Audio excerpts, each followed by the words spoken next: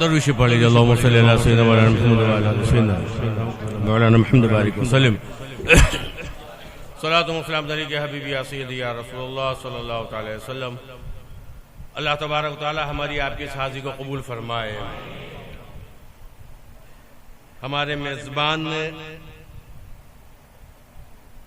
आते वक्त माशाल्लाह मौलाना फारूक साहब को आने के लिए जगह दो बेटा, ये वाला नहीं, पतला वाला कोई मंगवा दो। हाँ, छोटा वाला।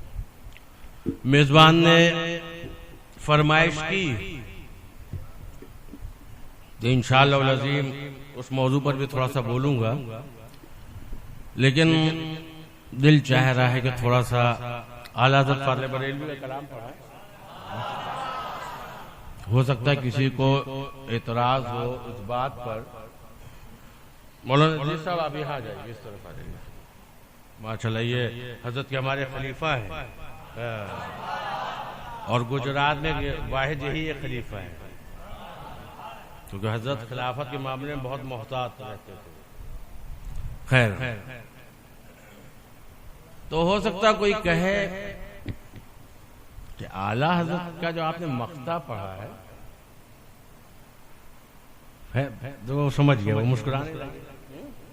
अब चूंकि माइक ऐसा है कि आवाज खींच रहा है और इसके बाद मुझे भी 5-6 जलसे और करना है, तो मैं भी अब थोड़ा सा समझदार हो गया उसी हिसाब। जब ऐसा मैग होता है ना तो फिर जोश में तकरीर कम करता हूँ, होश में तकरीर ज्यादा करता हूँ, ताकि दूसरे प्रोग्राम मुतासिर न होने पाए। बाहर आला हजरत का शेर मैंने मक्ता पढ़ा, क्यों कोई पूछे तेरी बात रजा, है ना, तुझसे शायदा हजार फिरते हैं। हो सकता कोई सोचे यार ये सैयद साहब शेर भी सही नहीं पढ़ रहे। आला हजरत ने तो ऐसा नहीं लिखा था, आला हजरत ने तो ऐसा नहीं लिखा था, आला हजरत ने तो कुछ और लिखा था। आला हजरत फाज़िल बरेलवी ने लिखा था, क्यों कोई पूछे तेरी बात रजा, तो उससे कुत्ते हजार फिरते। वो आला हजरत की अपनी बात थी, ये हमारी बात है, समझ रहे ना। और हमको तो हमारे बुजुर्गों ने यही सिखाया कि अपने बड़ों का अदब करो, और अगर वही बात पकड़ के बैठ रहे हो तो आला हजरत का कोई भी शेर बेमाने नहीं होता बेटा। देखो, क्यों कोई पूछे तेरी बात रजा, तुझसे कुत्ते हजार फिरते, ये है ना। अब कुत्ते भी दो किस्म के होते हैं, समझ से एक पालतू कुत्ते होते हैं और एक फालतू कुत्ते होते हैं। नहीं मौलाना साहब, फर्क दोनों, कुत्ता ये भी है ये भी कुत्ता है, इसका भी एक मुंह है एक दुम है, उसकी भी एक मुंह एक दुम है, 4 पैर इसके भी है 4 पैर इसके भी है।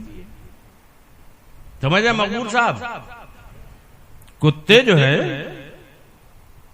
देखने में जिनस एक ही है भाई, लेकिन अजीब इत्तेफाक है कि 2 किस्म के कुत्ते होते हैं, एक पालतू कुत्ता होता है और एक फालतू कुत्ता होता है।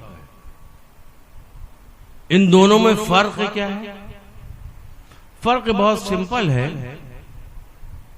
जो फालतू कुत्ता होता है वो जगह जगह पत्थर और डंडे खाता है, खाता है कि नहीं खाता है? और जो पालतू कुत्ता होता है उसके लिए तो बाकायदा बिस्किट भी आते हैं, दूध भी होता है, अंडा भी होता है कि नहीं होता है? अब आप लोग, चूंकि मैं थोड़ा सा मालदारों से दूर भागता हूं, लेकिन आप लोगों ने तो मुशाहिदा किया होगा, कुछ जो मालदार किस्म के लोग होते हैं वो अपने घरों में कुत्ते पालते हैं और उन कुत्तों के लिए बिस्किट स्पेशल ब्रांडेड बनते हैं, कुत्तों के खाने के बिस्किट, समझे हाफिज साहब? कुत्तों के, हमें बात को गौर से समझा करो, दूर तक सोचा करो, जो हम इशारा जो नहीं कहना चाहते इशारा करें वो समझ लिया करो।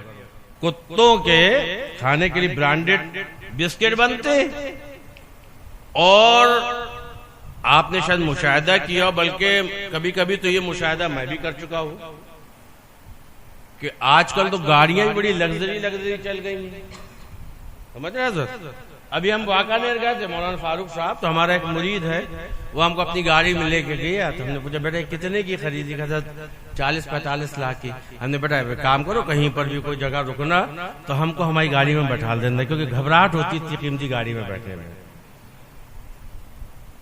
तो लग्जरी गाड़ियां चलती, ये तो कुछ नहीं, करोड़ों की गाड़ियां चलती कि नहीं चलती। हमने बाकायदा खुद इसका मुशाहिदा किया है कि बेहतरीन लग्जरी गाड़ी, आगे वाली सीट में ड्राइवर गाड़ी चला रहा है, उसके बगल में कुत्ता बैठा हुआ है। देखा है हमने, आप लोगों ने देखा है? क्यों मकबूल साहब, आपने देखा है? देखा है, अल्हम्दुलिल्लाह। ओहो, 50 लाख की गाड़ी, 1-1 करोड़ की गाड़ियां चल रही हैं। सही साहब, आजकल लोगों पर माल बहुत बढ़ गया भाई। और कुत्तों के लिए शैम्पू, मार्केट में जाइए, अपना कुत्तों का शैम्पू दे दो, मेडिकल में मिल जाएगा। कितना स्टैंडर्ड है। बेचारे गरीब आदमी मजदूर को शैम्पू नसीब नहीं होता है।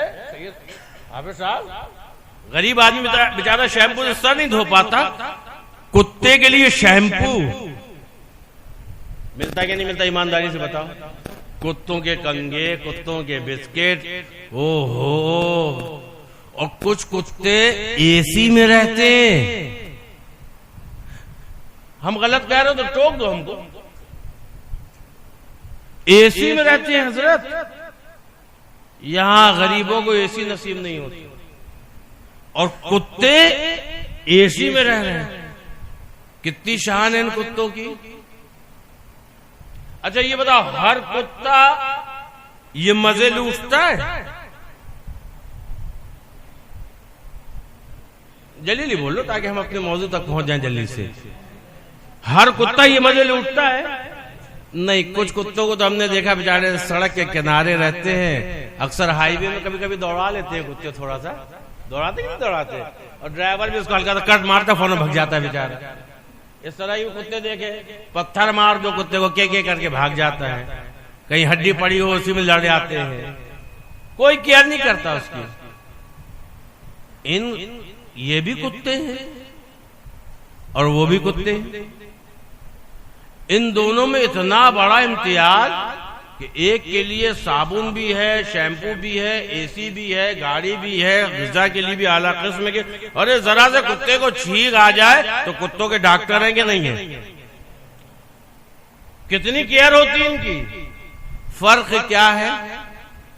फर्क ये है जो केयर हो रही है, ये हर कुत्ते के साथ ऐसा मामला नहीं है। जो पालतू कुत्ते होते हैं उनके साथ ये सारे लवाजमात होते हैं, उनको ये सब नेमतें मिलती हैं, पालतू कुत्तों को। और फालतू कुत्तों को ये नेमतें नहीं मिलती। तो अब पालतू और फालतू में फर्क क्या है? जब हम गौर से देखते हैं तो पालतू कुत्ते के गले में पट्टा नजर आता है। नजर आता कि नहीं आता? मैं सही कहूं, पालतू कुत्ते के गले में पट्टा नजर आता है, और पट्टे में एक चैन बंधी रहती है, और चैन एक शख्स के हाथ में रहती है, मालिक के हाथ में रहती है। अब फालतू कुत्ते को कोई भी चाहे पत्थर मार दे, कोई लड़ने आएगा? नहीं आएगा भाई, कुत्ता है, मार दिया बेचारा, क्या कर रही है, चला जाएगा। और अगर कोई पालतू कुत्ता हो, उसको अगर आप डंडा मार दें तो बोलो भारी पड़ेगा कि नहीं पड़ेगा? पड़ेगा भारी कि नहीं पड़ेगा? क्यों? क्योंकि उसका मालिक आ जाएगा तुमसे मुआवजा करने के लिए। क्या सोच के तुमने मेरे कुत्ते को मारा है? क्या लावारिस समझ लिया था? तुमको ये पट्टा नजर नहीं आ रहा था? ये चैन नजर नहीं आ रही थी? तुमको नहीं समझ में आ रहा था कि पालतू है, फालतू नहीं है? बात समझ रहे हो? समझ रहे हो ना? तो अल्हम्दुलिल्लाह आला हज़रत फाज़िल बरेलवी ने जो ये शेर कहा है ना, तो सोच के ही कहा है।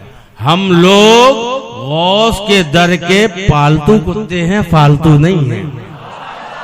हमारे गलों में पट्टा है, हमारे गलों में पट्टा है, किसी के गले में कादरी पट्टा है, किसी के गले में चिश्ती पट्टा है, किसी के गले में अशरफी पट्टा है, किसी के गले में रिजी पट्टा है, किसी के गले में रब्बानी पट्टा है। हम फालतू नहीं है, पालतू है, हमारे गले में पट्टा भी है। और ये जो तुम चैन देख रहे हो ना, ये हमारे मशाइख से हमारा ताल्लुक है और अल्हम्दुलिल्लाह हमारी कड़ियां जुड़ी हुई हैं, अलग नहीं है, खुद साख्ता नहीं है, कड़ियां जुड़ी हुई है। और ये रब्बानी सिलसिले की कड़ियां जो है जुड़ी हुई है और जुड़ते जुड़ते जुड़ते जुड़ते अल्लाह अकबर जब हम नजर डालते हैं तो ये जंजीर गौसे आजम के हाथ में नजर आती है। तभी हम फख्र से कहते हैं हमारा सिलसिला है खानदाने कादरिया से, हम अपनी मुट्ठियों में कादरी जंजीर रखते हैं। हमको फालतू मत समझ लेना,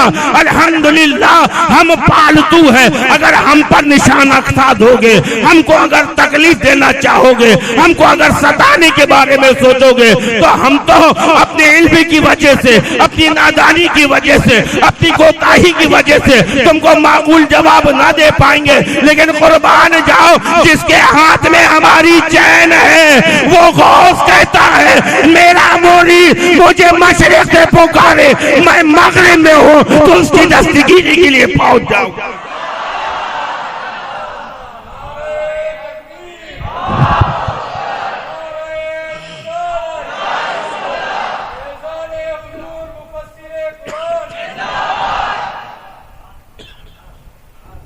अब समझ में आया?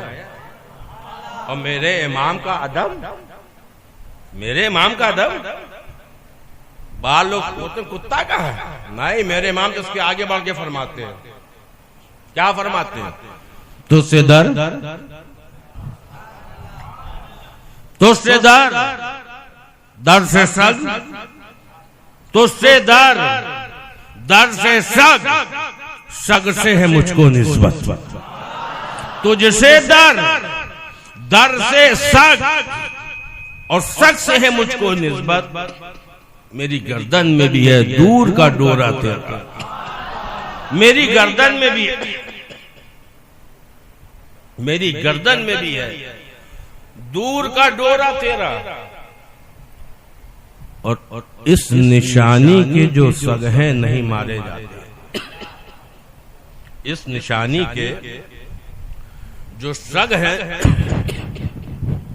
नहीं मारे जाते, इस निशानी के जो सग हैं नहीं मारे जाते।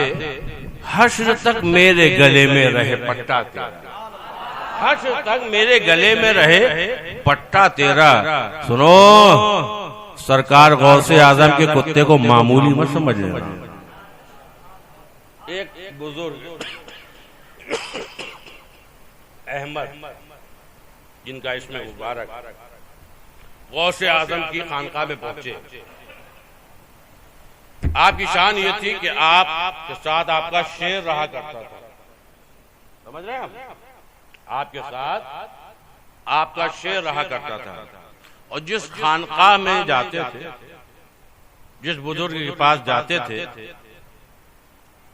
तो वो जियाफत में आपकी जो दावत करता था वो तो करता था, साथ में आपके शेर के लिए एक गाय भी पहुंचाता था ताकि उसकी खुराक का इंतजाम हो जाए। समझ रहे हैं आप? उसकी खुराक का इंतजाम हो जाए। अब ये हजरत गौसे आजम की खानकाह में भी पहुंचे।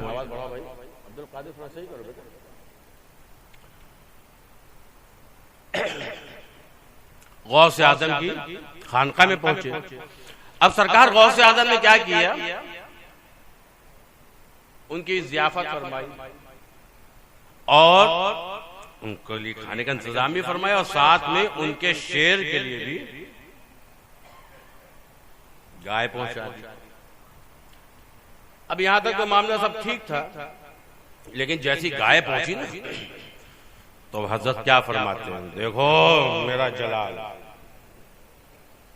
कि मेरे शेर के लिए गौसे आजम ने गाय पहुंचा दी। बस जैसी ये सब बातें की ना, तो गौसे आजम ने तो कोई जवाब ना दिया। गौस की खानकाह में एक कुत्ता रहता था, लागर कमजोर था। जो लंगर चलता था तो वो हड्डियां खा खा के अपना गुजारा कर लेता था। तेरे कदमों में रहे, गैर की ठोकर में न डाल। अल्लाह, गौस आजम की खानकाह में रहता था, हड्डियां खाता था, हड्डियां। अल्लाह अकबर। इत्तेफाक ये हुआ कि वो शेर गाय खा के बाहर जब निकला तो गौसे आजम की खानकाह के कुत्ते की नजर उस पर पड़ी, और क्या हुआ, गौसे आजम की खानकाह के कुत्ते ने उस शेर को चीर दिया। क्या डरे जिस पे हिमायत का हो पंजा तेरा, क्या डरे जिस पे हिमायत का हो पंजा तेरा, शेर को खतरे में लाता नहीं कुत्ता तेरा। मामूली कुत्ता मत समझो, गौस का कुत्ता है, गौस का कुत्ता है। अरे थोड़ी सी तवज्जो डाल दे तो शेर को चीर दे। अल्लाह अकबर। जैसी हजरत ने देखा ना ये मामला, तो अहलुल्लाह जो अल्लाह के नेक बंदे तो समझ जाते हैं ये क्या हुआ, ये क्या हुआ। फौरन गौसे आजम की खिदमत में हाजिर हुए और रुजू किया। समझ गए ये जो मैंने थोड़ा सा अपनी शान जाहिर करने के लिए मुरीदों के सामने कहा कि देखो गौसे आजम मेरे शेर के लिए ग़िज़ा पहुंचा रहे हैं, गाय पहुंचा रहे हैं, अल्लाह अकबर, जो मैंने ये बात कही ये अदब के खिलाफ, अदब के खिलाफ। इसी वास्ते गौस की खानकाह के एक मामूली से कुत्ते ने मेरे शेर को चीर दिया। अल्लाह अकबर। आला हज़रत फरमाते तुझसे डर,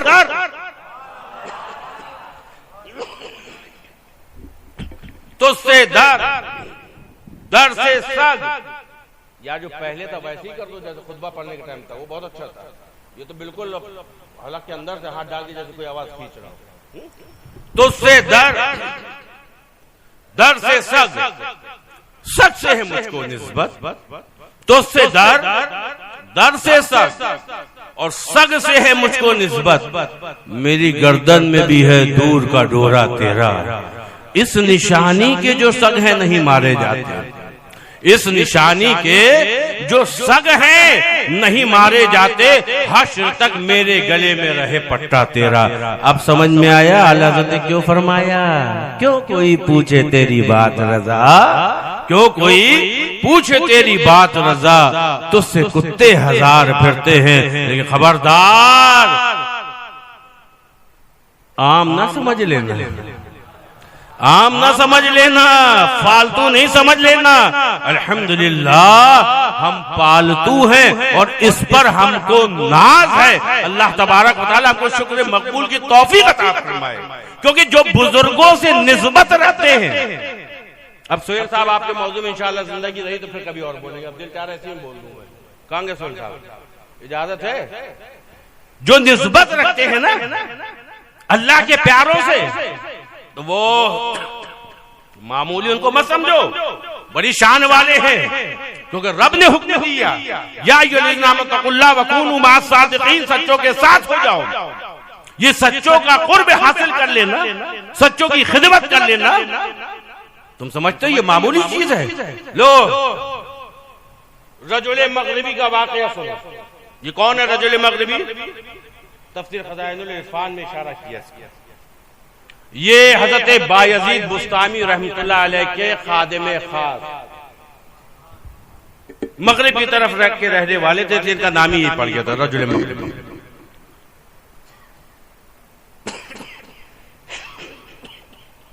आरिफ बिल्लाह हजरत बायजीद बुस्तामी रहमतुल्लाह अलैह इनकी खिदमत किया करते थे जब तक हजरत हयात रहे, तब तक खूब खिदमत करते रहे। जब आपने पर्दा फरमा लिया, उसके बाद एक मर्तबा ये रजुल मगरिबी साहब अपने दोस्तों के साथ बैठे हुए थे, दोस्तों के साथ बैठे हुए थे, और बात चल रही थी कब्र की, कब्र की बात चल रही थी। मुनकर नकीर सवाल करेंगे, है ना? क्यों भाई मुनकर नकीर सवाल करेंगे? आप लोगों को मालूम है मन रब्बुका, तेरा रब कौन है? मा दीनुका, तेरा दीन क्या है? मा कुंता तक़ूलु फ़ी हक़्क़ि हाज़ा रजुल, मुस्तफ़ा करीम की सवारी आई, फरिश्ता पूछेगा इनके बारे में क्या कहता था। क्या कहते हो नहीं है, कुंता है, क्या कहता था, दुनिया में क्या कहता था? माज़अल्लाह अपने जैसा कहता था, बड़ा भाई कहता था, कुछ नहीं दे सकते ये कहता था, कुछ ना मांगो ये कहता था, या ये कहता था मुस्तफ़ा जाने रहमत पे लाखों सलाम, शब में बज़ में हिदायत पे लाखों सलाम, या ये कहता था शहरे यारे इरम ताजदारे हरम नौबहारे शफात पे लाखों सलाम। क्या कहता था? क्या कहता था? नूरे मुजस्सम नय्यर आजम हादी अकरम फकरे दो आलम कहता था। क्या कहता था? सरवर कहूं कि मालिक व मौला कहूं तुझे, बागे खलील का गुले ज़ेबा कहूं तुझे, तेरे तो बस ऐ तनाही है बड़ी हैरा हूं मेरे शाह, मैं क्या क्या कहूं तुझे। क्या कहता था? अब जवाब दो, सरकार तशरीफ लाएंगे। क्या पूछ, हमारे जद्दे अमजद का शेर है, क्या पूछते हो हाल नकीरैन कब्र में, क्या पूछते हो हाल नकीरैन कब्र में, है मोहर किसके माथे के ऊपर लगी हुई, है आग सुए कुए पैगंबर लगी हुई, तैबा की दुहने दिल को बराबर लगी हुई। आशिकों का तो मामला ही अजीब होगा। आशिकों का तो इसी बात से देखो, कोई कहता है मेरी कब्र इतनी गहरी खोदना कि मैं खड़ा हो सकूं। किसी ने पूछा क्यों, क्यों इतनी गहरी क्यों खोदाओ? तुमको मालूम नहीं एक राज की बात, राज की बात ये है जिससे जिस कब्र के नाम से लोग डरते हैं, डरते हैं। ईमानदारी बताते कितने लोग डरते हो? हाथ उठाओ। मस्जिद में बैठे तो झूठ नहीं बोलना, लानतुल्लाह अलैल काज़िब। कब्र के नाम से कितने लोग डरते? ओहो ज्यादातर डरते हैं ना। हाथ नीचे करो, बहुत अंदाज लगी है। और नौजवान तो बहुत डरता है। कभी कोई मैयत रात में 12-1 बजे कब्रिस्तान चली जाए इमाम साहब, और मुर्दे को कब्र में निकालना हो, तब चलो भाई उतरो कब्र में। जवान कहेंगे मामू को बुला लो, चच्चा को बुला लो, हम जो कहना कब्र में उतरना। अरे भाई तुम्हारे रिश्तेदार उतरो कब्र। मौलाना साहब डर लगता है, कहते नहीं कहते? डर लगता है कि नहीं लगता? अरे अभी हमारी उम्र है क्या, अभी तो हम जवान, अभी कब्र में उतरने की उम्र है हमारी, जो आप कह रहे हैं। और जब कोई नहीं मिले, अच्छा मुअज्जिन साहब को बुला लो, बांगी साहब को बुला लो। अब बेचारे वो इंतजार ही नहीं कर पाएंगे। अगर आज नहीं उतरा इनकी कब्र में मैयत को उतारने के लिए, तो कल से मेरे मामला बिगड़ जाएंगे। है बस है कि नहीं? कितना डरते हैं कब्र में जाने के लिए? डरते हो कि नहीं डरते हो?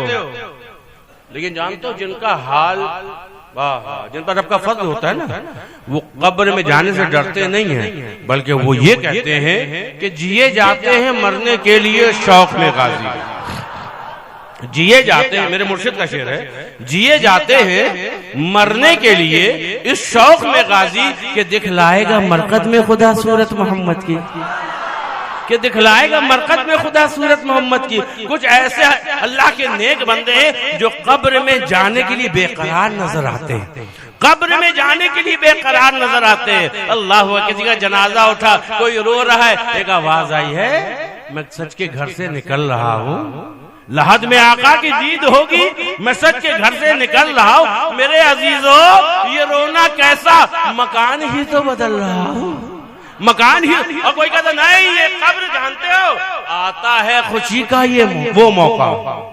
यहाँ लोग रो रहे हु करके रो रहे, और जो अल्लाह के नेक बंदे वो क्या कह रहे, आता है खुशी का वो मौका जिस मौके पे जा कुर्बान करूं, आता है खुशी का वो मौका जिस मौके पे जा कुर्बान करूं।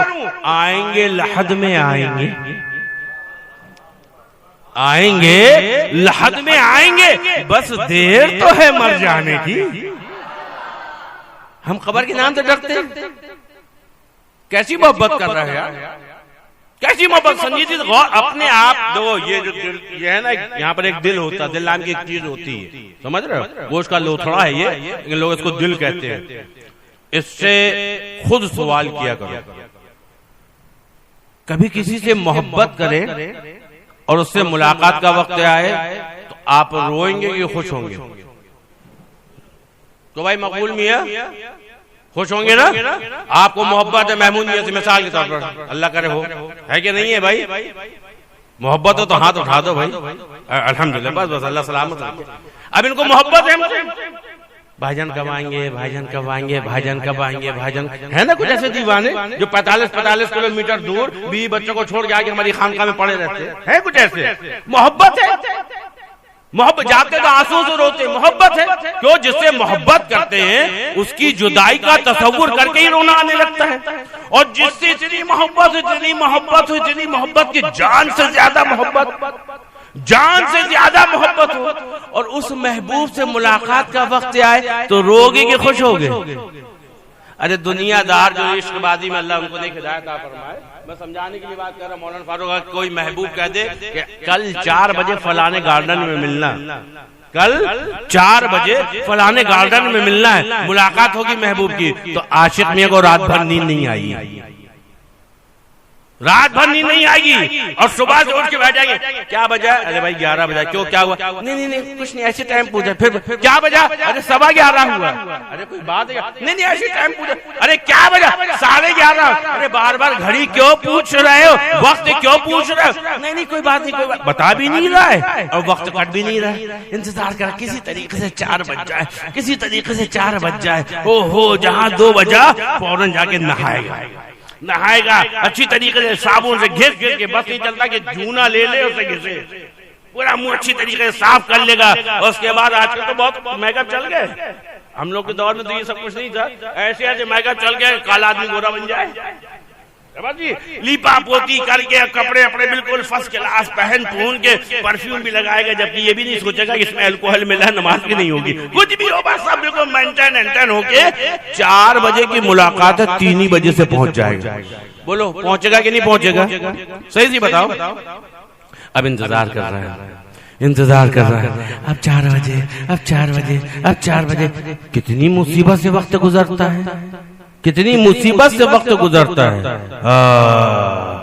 इंतजार की घड़ियां बहुत सख्त होती हैं, कितनी मुसीबत के साथ वक्त गुजरता है। और जैसे 4 बजा और महबूब आ गया, सारी तकलीफ भूल गया, है बस ही नहीं, सारी तकलीफ भूल गया, रात भर शब्बेदारी भूल गया, सुबह से बेकरारी भूल गया, बार बार घड़ी देखना भूल गया, तैयार होने में मशक्कत करना भूल गया, बस महबूब के चेहरे पर नजर पड़ी, सारी तकलीफ दूर। ऐसा होता कि नहीं होता? ये दुनियादारों का तरीका है, अल्लाह उनको भी हिदायत अता फरमाए, जिसकी इजाजत इस्लाम नहीं देता वो काम हरगिज़ मत करना। लेकिन सुनो, वो आशिक़े सादिक़,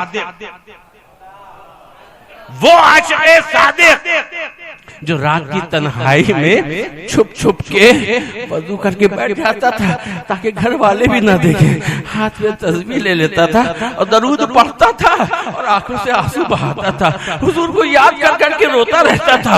उसको हर वक्त ये ख्याल कि मुस्तफा करीम राजी हो जाए, एक एक सुन्नत पर अमल करता था, मुस्तफा को याद करके रोता था, मदीने को याद करके रोता था, गुंबद खज़रा को याद करके रोता था। कोई मुस्तफा की नात पढ़ दे तो ये दीवानों की तरह पैसे लुटाता था, दीवानों की तरह बच्चे में आ जाता था, मुस्तफा की नात पढ़ के अल्लाह अकबर दिल को बहलाता रहता था, सलातो व सलाम पढ़ता था, अल्लाह अल्लाह, रात दिन मुस्तफा की मोहब्बत पे, सुबह शाम मुस्तफा की मोहब्बत पे, एक एक चीज पर अमल हो रहा है। कोई काम ऐसा ना होने पाए कि मुस्तफा करीम नाराज हो जाए, ऐसा काम हरगिज़ ना होना चाहिए। एक एक सुन्नत पर अमल कर रहा है, दिन गुजारता जा रहा है, दिन गुजारता जा रहा है, इसी उम्मीद में गुजार रहा है कि फरमाने मुस्तफा पर अमल करो ताकि मेरे मुस्तफा खुश हो जाए। मुलाकात का वक्त करीब है, मुलाकात यकीनन होगी, कब्र में तशरीफ लाएंगे। तभी तो आशिक कहते हैं खुशबू में बसे काफूर मले, नेमत ये कहाँ चुपचाप चले, कुर्ता भी नया चादर भी नहीं, क्या धूम मची है जाने की, महबूब से मिलने की घड़ी आ रही है। बोलो आशिक रोएगा नहीं रोएगा, बल्कि वो तो ये कहेगा कब्र की तारीकियां अनवार से मिट जाएंगी, सामने आएगी जब सूरत रसूल अल्लाह।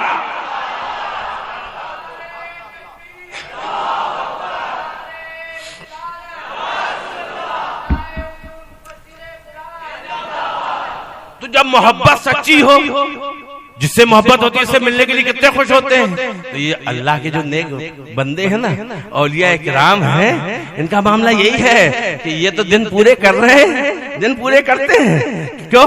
कुछ शरीयत पर अमल करते जाएं, आखिर में एक उम्मीद है, इसी उम्मीद में तो जिए जा रहे हैं। मेरे मुर्शिद कहते जिए जाते हैं मरने के लिए, जिए जाते हैं मरने के लिए। इस शौक में गाजी के दिखलाएगा मरकज में खुदा सूरत मोहम्मद की। तो अब बोलो, आशिकों का मामला तो अजीब है। कोई कह रहा देखो कब्र गहरी, यहीं से बात चली थी ना, मेरी कब्र गहरी खोदना। क्यों भाई, क्यों भाई, क्यों पूछ रहे हो? कब्र गहरी खोदो, वजह क्या है? अरे जब मेरे आका आए,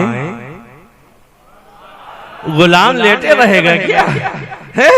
अरे यहाँ किसी ने या नबी सलाम अलैकुम पढ़ा, फौरन हाथ बांध के खड़े हो गए। तो जब सलाम आका तशरीफ लाएंगे तो गुलाम लेटा रहे, हरगिज़ नहीं। तो कब्र गहरी खोदना, ताकि जब मेरे मुस्तफा करीम आए मैं कदम से खड़ा हूँ और हाथ बांध के पढ़ूं, मुस्तफा जाने रहमत पे लाखों सलाम, शम्मे बज़ में हिदायत पे लाखों सलाम, जिस सुहानी घड़ी चमका तैबा का चांद, उस दिन अफरोज साहब पे लाखों सलाम। आका आएंगे, अल्लाहु अकबर, आका तशरीफ लाए और गुलाम लेटा रहे, ये मोहब्बत करने वालों को गवारा नहीं। इसलिए कहते मेरी कब्र को गहरी खोद देना। लेकिन कुर्बान जाओ, कुछ आशिक ऐसे भी मेरी नजरों से गुजरे हैं कि जिन्होंने कहा नहीं, अपने आप उनकी कब्र गहरी खुद गई, अपने आप कब्र गहरी खुद गई। दिल ने देखा, जब देखा इतनी गहरी है, ख्याल आया दोनों आलम के ताजदार सलाम,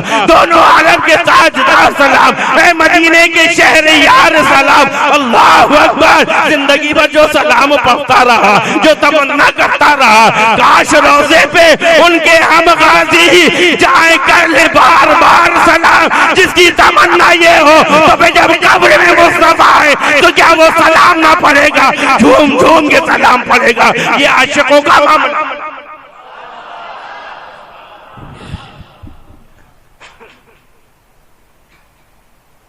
तो सरकार, बात बहुत दूर चली गई, सरकार तशरीफ लाएंगे ना, है?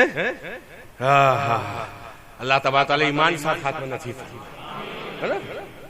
तो 3 सवाल होंगे, यही से बात चली थी ना। माँ कुंता तक़ुल फ़ी हक़्क़ि हाज़ा रजुल, क्या कहता था वो बता, क्या कहता था? माज़अल्लाह अपने जैसा कहता था, ये कहता था तौबा तौबा कहाँ हम, कहाँ मुस्तफा, तौबा तौबा कहाँ हम, कहाँ मुस्तफा, ये बदन खाक का, वो बदन नूर का, क्या कहता था? तो सवाल जवाब होंगे। अब रजुल मगरिबी कहने लगे, बातें चल रही थी, यहीं से बात चल रही थी ना। देखो ऐसा है, कब्र में सवाल जवाब होंगे। यहाँ पे था आप दोस्त से बात कर रहे थे, तो रजुल मगरिबी कहने, अच्छा जब मुझसे सवाल जवाब हो तुम लोग आना, मैं जो जवाब दूंगा वो सुनना तुम। क्या कह दिए भाई, ये क्या कह दिए?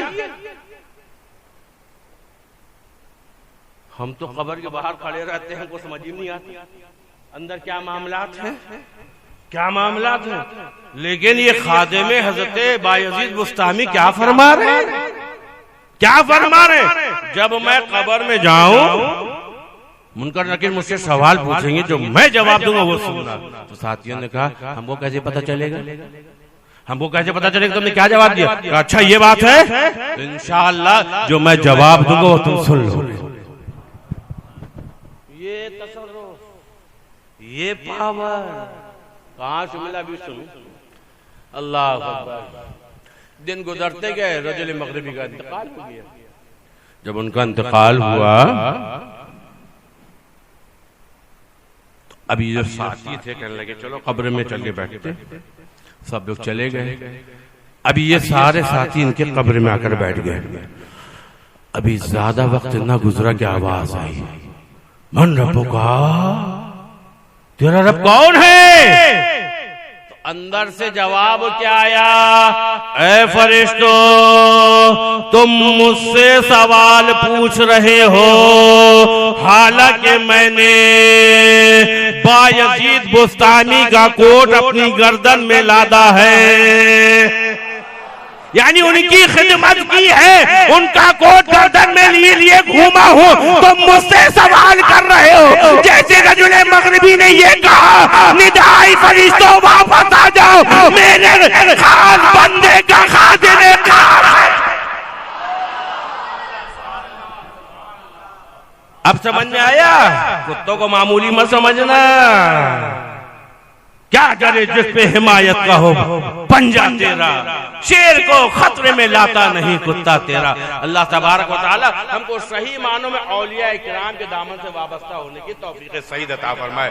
देखो हमने आयत पढ़ी, थोड़ा सा उसमें गुफ्तगू कर ले, नहीं तो लोग कहेंगे हज़रत ने आयत पढ़ी कोई बात भी नहीं की। ऐ ईमान वालों, अल्लाह से डरो और वकूनु मा सादिकीन, सच्चों के साथ हो जाओ।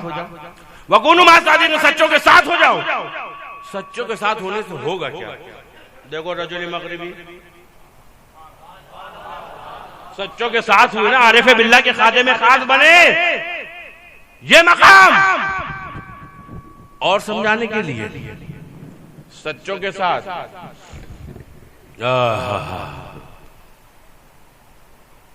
गालिबन हजरत मालिक बिन दीनार का वाकया है कि एक आतिश परस्त से मुनाजरा हुआ, बात बहुत बढ़ती गई, बात बहुत बढ़ती गई, फिर बात मुबाहिले में आ गई और आने के बाद का ऐसा है कि अल्लाह तू अपना भी हाथ ला, हम अपना हाथ देते, दोनों हाथ जलती हुई आग में डाल देते, जलती हुई आग में डाल देते। जिसका हाथ जल जाएगा वो हक पर नहीं है और जिसका हाथ महफूज रहेगा वो हक पर। बहुत अच्छी बात, हज़रत मालिक बिन दीनार का हाथ लिया और आतिश परस्त का हाथ लिया, दोनों ने एक दूसरे का हाथ पकड़ा, जलते हुए आग के अंदर हाथ डाल दिया। थोड़ी देर बाद हाथ निकाला, सुना आतिश परस्त का हाथ जला, ना हज़रत मालिक बिन दीनार का हाथ जला। अरे मसला क्या हो गया भाई? टाई हो गई, टाई समझते ना, सिक्का उछाला, वो खड़ा खड़ा गिर गया, न पट हुआ न इधर हुआ, मामला तो मोहल्ला हो गया। न इसका हाथ जला न इसका हाथ जला। अब हज़रत मालिक बिन दीनार थोड़ा सा फिक्रमंद हुए, रुजू किया, परवरदिगार तू खूब जानता है मेरे मालिक, तेरी रजा के लिए ये मुबाहिला किया, न मेरा हाथ जला और न इसका हाथ जला, तो गैब से आवाज आई, मेरे दोस्त के हाथ पर जो हाथ दे दे हम उसको कैसे जलाएं? अगर देखना है तो अलग अलग हाथ डालो तो पता चल जाएगा कौन हक पर है कौन हक पर नहीं। और बताएं, देखो ख्वाजा गरीब नवाज के चाहने वाले हैं ना, कितने लोग हैं ख्वाजा गरीब नवाज के चाहने वाले? ओहो हम भी हाल है ना, हाथ नीचे करो, सच्चे चाहने वाले हो ना। ख्वाजा गरीब नवाज 3 दिन में कुरान पढ़ते थे, हो ना सच्चे चाहने वाले। रात में बसा औकात 1,000 नफिल नमाज पढ़ा करते थे, हो सच्चे चाहने वाले। चेक कर लेना, नमाज आपकी कज़ा नहीं होती थी, रोजे कज़ा नहीं होते थे। अगर ख्वाजा गरीब नवाज के सच्चे चाहने वाले हो तो उनके फरमान पर, उनके किरदार को सामने रख के जिंदगी बसर करो। और खाली चिल्लाने वाले हो तो अकबर का शेर तो कई बार सुनाते हैं, ज़बान से कह भी दिया ला इलाहा तो क्या हासिल, दिलो नजर जो मुसलमान नहीं तो कुछ भी नहीं है। बस चिल्लाते रहो, एक बार नहीं 1000 बार चले जाओ, वहीं बैठे रहो और ख्वाजा साहब की तालीम के खिलाफ काम करोगे तो ख्वाजा साहब खुश नहीं होंगे। अगर चाहते हो ख्वाजा साहब राजी हो तो ख्वाजा साहब की तालीम पर अमल करो, उनके हुक्म के खिलाफ काम मत करो। ख्वाजा गरीब नवाज की पीर मुर्शिद उस्मान हारूनी खुद ख्वाजा गरीब नवाज अनीसुल अरवाह में बयान फरमाते हैं वाकयात कि एक मर्तबा मैं अपने शेख के साथ सफर में था। भाई पहले लोग मुरीद होते थे, अब टाइम ज्यादा हो जाएगा, 1 घंटा होने वाला, 5 मिनट बचे, 5-10 मिनट और चलेगा। कितने लोगों को नींद आ रही? हाथ उठाओ। किसी को नींद तो नहीं आ रही? ठीक ठीक। तो जो बात हम कहें वो सुनना भी और अमल करने की कोशिश भी करना, ठीक है इंशाअल्लाह। तो अर्ज मैं ये कर रहा था, क्या कर रहा था, ख्वाजा उस्मान हारून अपने पीर मुर्शिद के साथ आपने काफी वक्त गुजारा। हजरत कितने साल ख्वाजा गरीब नवाज अपने शेख के साथ रहे? 20 साल, कोई कहता 12 साल। साहब ये मशहूर है ना, 20 साल तक खिदमत की। ये हमारे बुजुर्गों का तरीका था कि हम जिसके दामन से वाबस्ता होते थे ना, उससे फैज भी हासिल करते थे। आजकल थोड़ा सा मामला गड़बड़ हो गया है कि जिसके दामन से वाबस्ता लोग होते हैं वहां से खाली तावीज हासिल करते हैं बस, या दुआ का पानी हासिल कर लेते हैं। बहुत कुछ हुआ तो कारोबार के लिए दुआ करवा दी और ज्यादा रसाई हो गई तो एक आध बार घर बुला के दावत कर दी बस। ये हमारे अकाबिरों का तरीका नहीं था, समझ रहे हो? ये खानकाही निजाम ऐसा नहीं था जैसा लोगों ने अभी बना दिया। खानकाह में लोग जाते थे अपने क़ल्ब की इस्लाह के लिए, सफाई के लिए, कि जिस्म भी पाक हो, हमारा दिल भी पाक हो। अपने शेख की खिदमत करते थे, उनके कौल पर अमल करते थे, उनकी तालीमात पर अमल करते थे, और हजरत शेख अपने मुरीदों के दिल पर भी नजर रखते थे, उसकी सफाई का भी इंतजाम करते थे। ये पूरा एक निजाम था। आजकल लोगों ने अपना तौर पर जिसने जैसा चाहा वैसा कर लिया। खैर इशारा कर रहा हूँ, बाकी तफसील में नहीं जाऊंगा। तो सरकार ख्वाजा गरीब नवाज अपने पीरो मुर्शिद की खिदमत में, आप खुद बयान करते, एक बार हम लोग सफर कर रहे थे और सफर करते करते एक मंजिल में कयाम किया। मंजिल में कयाम किया। अब जब मंजिल में कयाम था तो पहले मुरीद अपने शेख की खिदमत किया करते थे, समझ रहे हो? आजकल तो मामला थोड़ा सा गड़बड़ हो गया। जो पैसे वाले मुरीद हैं बस नहीं चलता कि पीर साहब उनकी खिदमत करते हैं। मनकूब मिशनासम पीराने पार सारा, दरिया दिखाए मीठा पानी पिलाए खारा। मैं इस मामले में बहुत सख्त हूँ। जो हकीकत है उसको तस्लीम करो, वरना तुम जानबूझ कर गलत कर रहे हो, तुम खुद जिम्मेदार हो। अल्लाह ने हिदायत फरमाए। तो हजरत शेख की खिदमत में रहा करते थे। खेमे लग गए, सब काम आप मुरीद कर रहे हैं। अचानक हजरत उस्मान हारूनी रज़ी अल्लाह ताला अन्हु ने अपने एक मुरीद खास ख्वाजा फखरुद्दीन को बुलाया। बेटा आओ।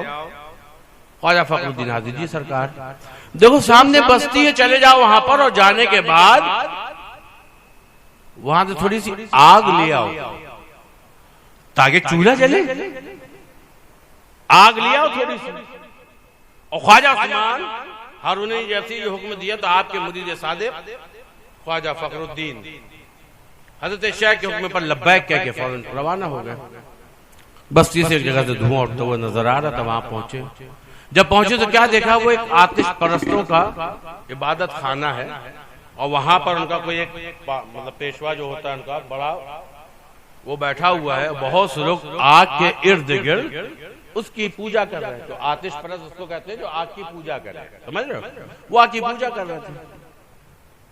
अब हजरत ख्वाजा फखरुद्दीन ने कहा कि भाई हम लोग परदेसी हैं, थोड़ी सी आग दे दो। इतनी बहुत सी तुम आग जला रहे हो, हमको थोड़ी सी आग दे दो। तो कहा नहीं नहीं देंगे, हम इसकी पूजा करते हैं, हम इसकी पूजा करते हैं। आपने बहुत कहा लेकिन उन्होंने इनकार कर दिया आग देने से। उल्टे पांव लौट के अपने शेख के पास पहुंचे। शेख ने पूछा क्यों, क्या हुआ, आग लिया है? हजरत गया था, लेकिन वो कहते हैं हम इसकी पूजा करते हैं, हमें आग आगे ना देंगे। अच्छा चलो हमारे साथ चलो। अब ख्वाजा उस्मान हारूनी चल दिए। चलते जाते आतिश कदे में पहुंचे। क्या देखा, उनका एक पादरी तख्त पर बैठा है, उसका एक छोटा बच्चा तख्ते पर बैठा हुआ है, और कुछ लोग हैं आग के इर्द गिर्द उसकी पूजा कर रहे हैं। आपने जाके कहा कि हम परदेसी हैं, हमको थोड़ी सी आग दे दो। तो जो उनका बड़ा बैठा था, हम हरगिज नहीं देंगे, हम इसकी पूजा करते हैं। कहा तुम इसकी पूजा करते हो तो इससे क्या फायदा है, क्यों पूजा करते हो? कैसे पूजा करते ताकि हमको जलाए नहीं। तो कहा तुमको कितना जमाना हो गया? हम बरसों से इसकी इबादत करते चले आ रहे हैं। कहते तुम इतने दिनों से इसकी इबादत कर रहे हो तो ये तुमको जलाती तो होगी नहीं, आग तो तुमको जलाती नहीं होगी। कहा नहीं आग की फितरत में तो जलाना। आपने फरमाया मैं तो इसकी पूजा नहीं करता। मैं इसकी पूजा नहीं करता, मैं तो उसकी इबादत करता हूं जिसने आग को पैदा किया।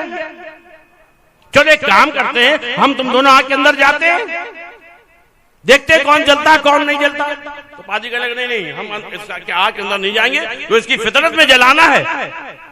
तो अच्छा ये बात है, तो देखो हम तो इसकी इबादत करते ही नहीं, हम तो अल्लाह की इबादत करते हैं। और ये कहा, तख्ते में उसका लड़का बैठा था, उसको गोद में उठाया और आग के अंदर चले गए हजरत उस्मान हारून। अब जैसी आग के अंदर गए, ओहो लोग चीखने चिल्लाने लगे।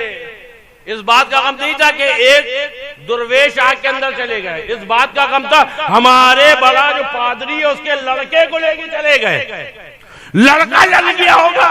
अब तो लोग रोना चिल्लाना चीखना पुकारना खूब तमाशे शुरू कर दिए। ज्यादा वक्त ना गुजरा, थोड़ी देर के बाद हजरत उस्मान हारूनी उसी आग से जिंदा सही सलामत बाहर तशरीफ लाए, इस शान से कि वो बच्चा गोद में सही सलामत। अब जैसे ही बच्चा बाहर आया तो लोगों ने फरते मोहब्बत में आगे बढ़े, कोई उसका हाथ देख रहा है, कोई उसका पैर देख रहा है, कोई उसका सर देख रहा है, कोई इसके कपड़े देख रहे हैं। आग की शोलों के अंदर गया ये, इस बच्चे को कुछ नहीं हुआ, जला नहीं बच्चा, कुछ भी नहीं हुआ। ओहो,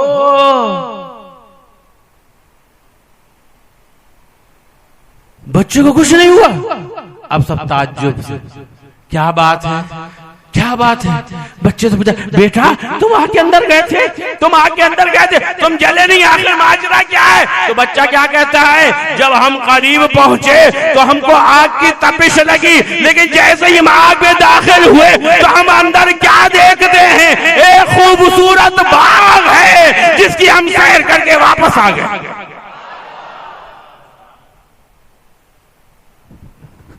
ये जब करामत देखी ना, तो जितने आतिश परस्त से सबने हजरत उस्मान हारूनी के हाथ पर तौबा करी और ईमान की दौलत से माला माल हो।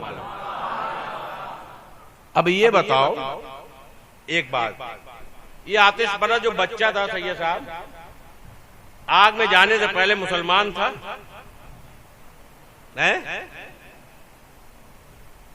अच्छा हजरत उस्मान हारूनी क्यों नहीं जले, क्यों नहीं जले? तुम जवाब दो, अल्लाह के वली हैं, अल्लाह के नेक बंदे हैं, अल्लाह पर भरोसा, मेरा रब कादिर मुतलक। हजरत इब्राहिम खलील के मौके पर अपने हुक्म दी, या नारो कूनी बरदा हुआ सलाम अला इब्राहिम, आग ठंडी हो जाए सलामती बन जाए मेरे इब्राहिम के लिए। तो उसी रब ने हुक्म दिया होगा आपको उस्मान को मत जलाना। हजरत उस्मान ने कहा नहीं जले, तो मेरा रब कादिर मुतलक है ना। चलो ठीक है, बात हम समझते हैं, ये भी हम मानते भी हैं कि अल्लाह के वली है, नहीं जले। ये बच्चा तो आतिश परस्त था, ये क्यों नहीं जला? ये बच्चा आतिश परस्त था, ईमान वाला नहीं था, ये क्यों नहीं जला? सोचा करो तो दिमाग दौड़ाया करो इन सब बातों में। ये बच्चा, अरे उस्मान हारूनी नहीं जले, बेशक अल्लाह के वली हैं, अल्लाह के नेक बंदे हैं, मुत्तकी परहेजगार हैं, दीनदार हैं, वो नहीं जले बेशक, क्योंकि अल्लाह अपने दोस्तों की हिफाजत फरमाता है। जब वो आग में गए होंगे, मेरा विजदान कहता है अल्लाह ने हुक्म दे दिया होगा, ऐ आग ठंडी बन जा मेरे उस्मान के लिए, इसलिए वो नहीं जले, हम तस्लीम करते। लेकिन ये बच्चा तो आतिश परस्त था, इस बच्चे ने न कलमा पढ़ा, न इस बच्चे ने नमाज पढ़ी, न इस बच्चे ने रोजा रखा, न ये बच्चा शरीयत पर अमल कर रहा। ये बच्चा क्यों बचा? तो जवाब मिला नादान इसलिए बचा कि एक सच्चे के दामन में था, सच्चे के दामन में था, तो सच्चे की बरकत से वो बच्चा भी बच गया।